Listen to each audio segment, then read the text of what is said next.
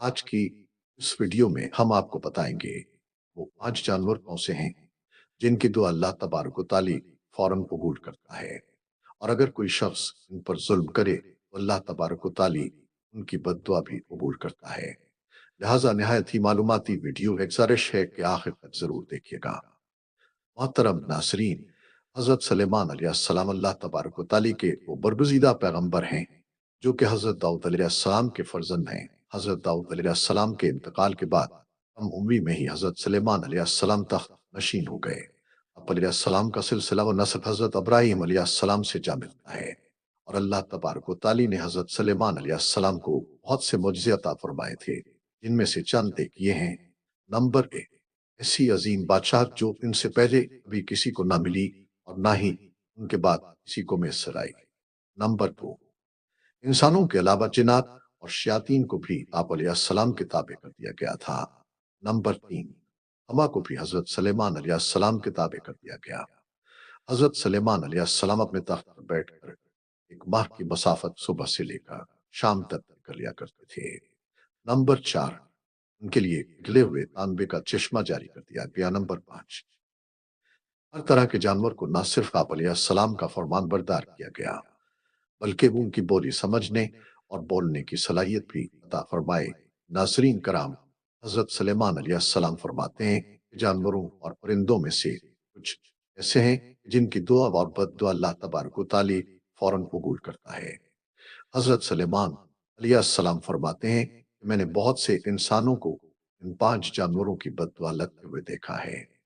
अगर तुम्हारी कोई दुआ कबूल नहीं होती तो तुम्हें चाहिए कि उन 5 जानवरों के साथ एक काम जरूर करो। इस एक काम की बरकत से अल्लाह तबारक व ताली तुम्हारी दुआ को जरूर कबूल कर लेगा।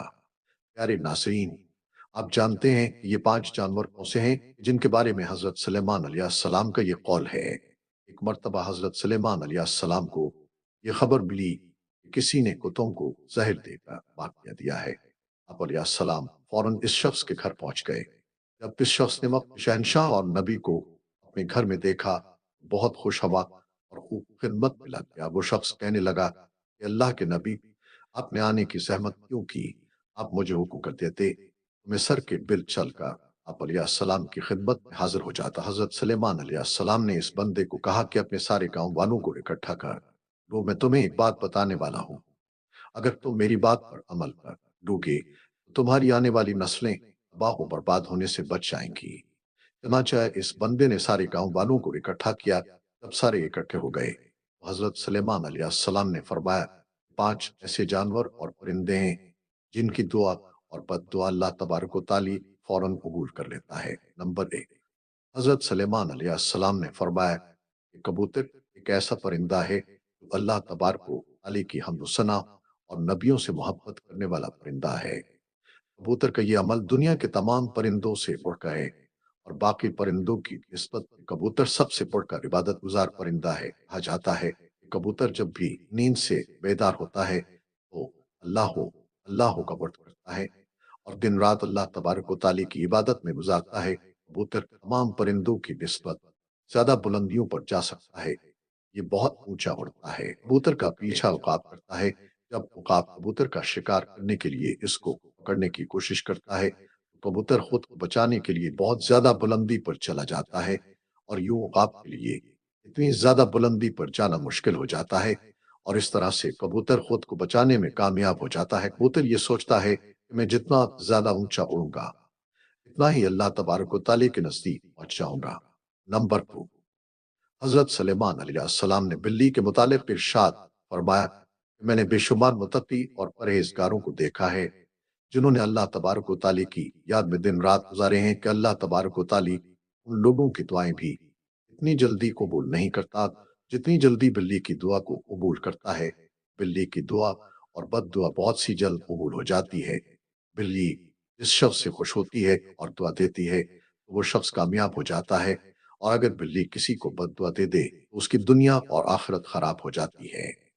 हदीस मुबारका में है कि रसूल अल्लाह सल्लल्लाहु अलैहि वसल्लम ने एक औरत को जन्म में दर्दनाक अजाब में देखा कि जिसने बिल्ली को ऐसी हालत में घर में बांध कर रख दिया कि वो भूखी प्यासी रही और उस वजह से वो तड़प तड़प कर मर गई। नंबर 3, پھر حضرت سلیمان علیہ السلام نے فرمایا کہ چل ایک ایسا پرندہ ہے جس کو اللہ تبارک و تعالی نے بے حد پسند فرمایا ہے۔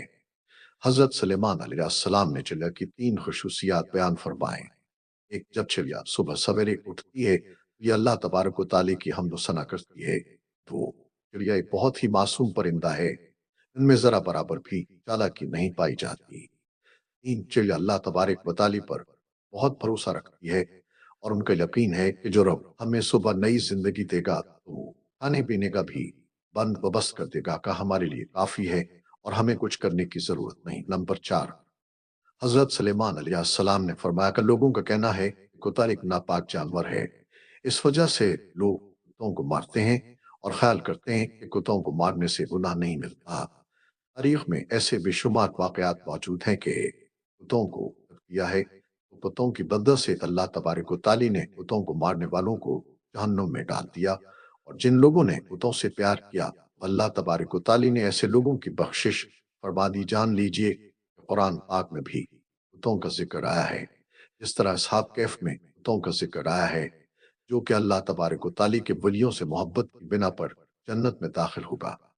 جان لیجئے کہ کتے کا تھوک ناپاک ہے، لیکن کتے کو ہاتھ لگانے سے وضو نہیں ٹوٹتا، مگر کتوں کو گھر میں رکھنا حرام ہے، کیونکہ کتے فرشتوں کو دیکھ کر بھونکتے ہیں۔